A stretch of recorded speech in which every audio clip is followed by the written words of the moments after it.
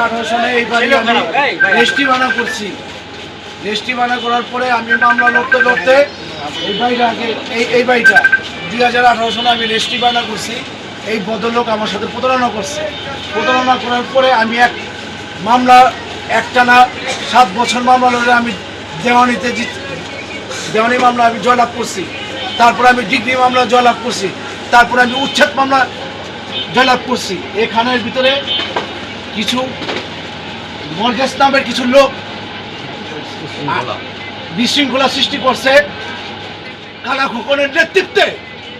ওনার নেতৃত্বে আমার বাড়ি দখল করার লেগে আইছে। আমি রাষ্ট্রের কাছে বিচার চাই। আইন কানুন কি এই দেশে নাই? এইটা এমপি মহোদয় নিজের জন্য বিচার করে যে এটা কোনটা সত্য কোনটা মিথ্যা। এই যে মর্গেজ লিয়া আমার বাড়িতে যে উচ্ছেদ করলো, আমার বাড়ি লুটপাট করা হয়েছে, কালা খোকনের নেতৃত্বে আমার বাড়ি লুটপাট করা হয়েছে।